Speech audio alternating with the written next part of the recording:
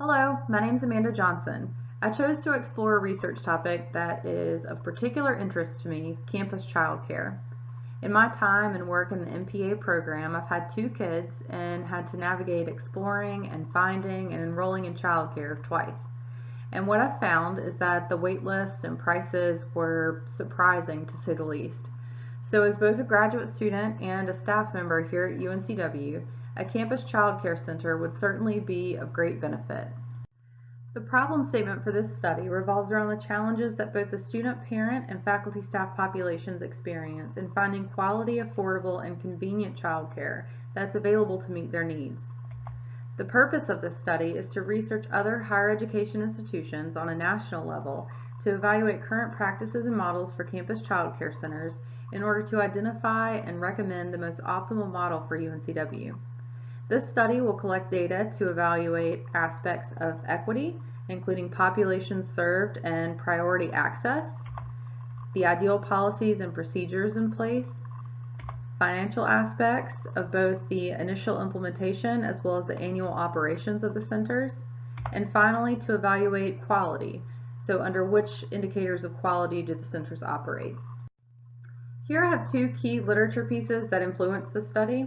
The first is Milham through her honors research project at the University of Akron, which addressed the characteristics of campus childcare centers.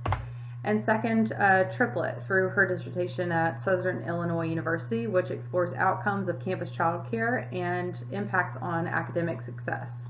This figure illustrates the logic model for the study, addressing the inputs, which include management, accreditation, funding, activities, which include quality and convenient childcare services and other opportunities for the campus community. It also shows you the outcomes that are associated with campus childcare that include educational opportunities, improved institutional success, attracting and maintaining talent, and the increase in retention and overall student success.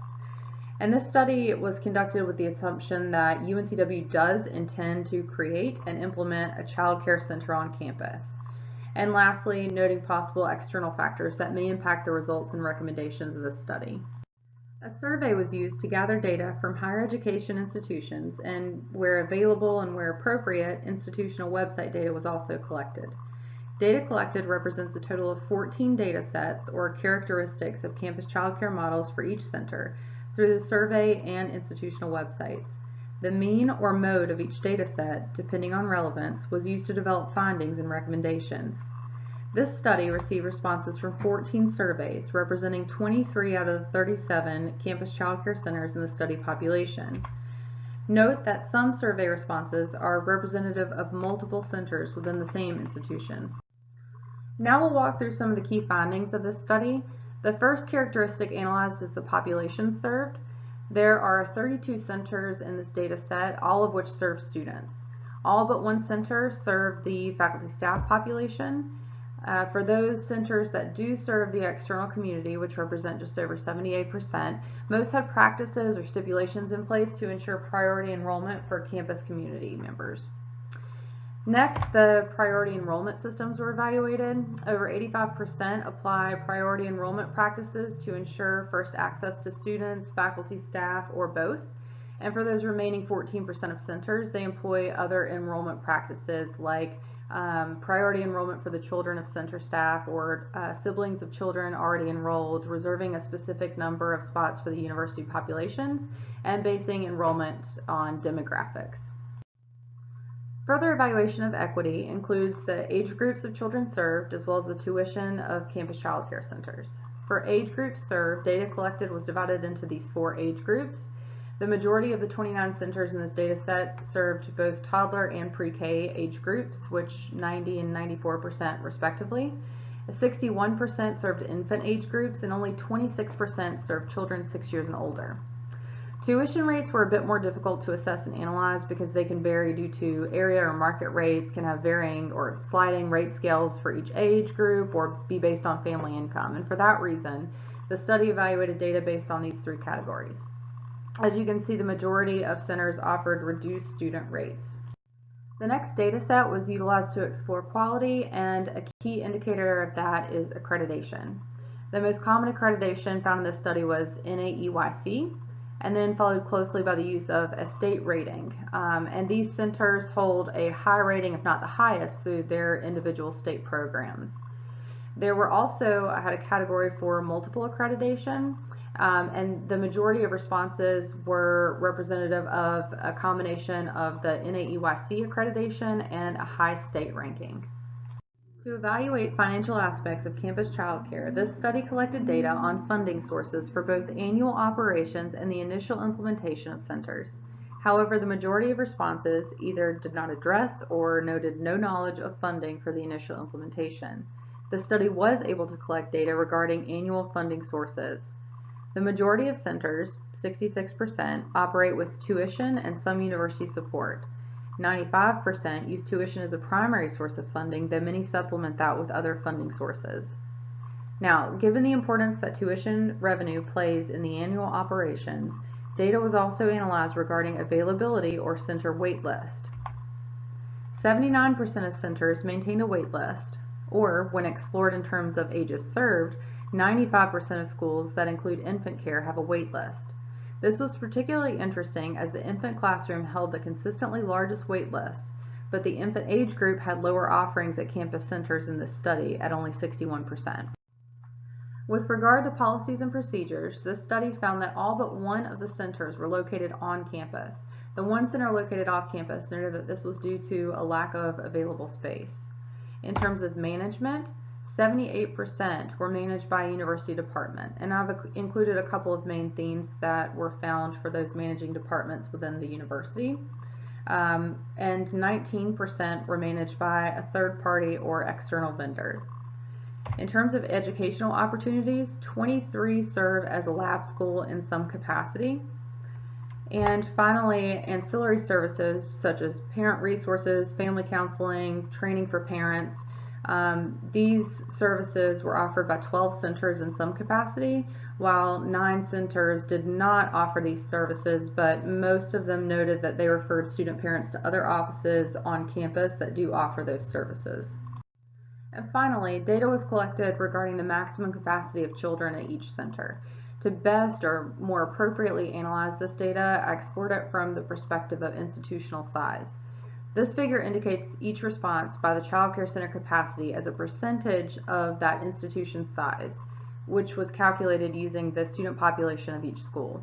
And the majority of these results fall between 0.1% and 1% of the student population.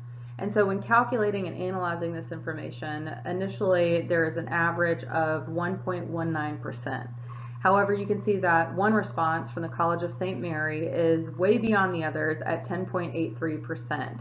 And they do serve a good deal of the public or external community, which is likely a factor in that. And so because of the impact of this center on the data set, there is an average of 0.62% when the College of St. Mary is removed from the calculations.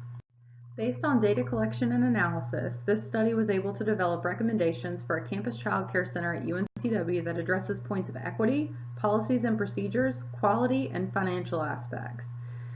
In terms of population served, our recommendation is that UNCW offers services to students, faculty, staff, and the public. Priority enrollment should be reserved for the campus community on a first-come, first-served basis. Any remaining unfilled seats should be available to the public. In terms of age groups served, over 90% of institutions in this study offer toddler and pre-kindergarten services. Over 61% offered infant care, and while there are lower offerings for this age group, infant spots typically have the longest wait list. Because of this, we recommend that UNCW serve infants, toddlers, and pre-kindergarten age groups. For the tuition or rates, we recommend 3 fee schedules, one for the public based on the market rate, a reduced rate for faculty staff, and a student rate, which is the lowest of the 3. And this can also include other financial assistance opportunities like the campus grant or other local or federal programs. In terms of quality, the study found that the NAEYC accreditation and a high rating in the North Carolina Star Rated license system would be optimal. And for funding, for annual operations, we recommend that the center utilize tuition as the primary source with some university support. Next, the recommendations include an on-campus location for UNCW Child Care Center. If possible, and to reduce initial implementation costs, UNCW should explore existing space on campus first. In terms of size, this was calculated using the 0.62% average of center capacity of student populations. With the 17,915 student population at UNCW, capacity would be 111 children. Management should lie with the university, and the designation to a specific department or division will need to be determined. We recommend that the center serve as a lab school and offer educational opportunities to the campus, as well as offer resources for parents and families supplementing any existing campus resources at UNCW.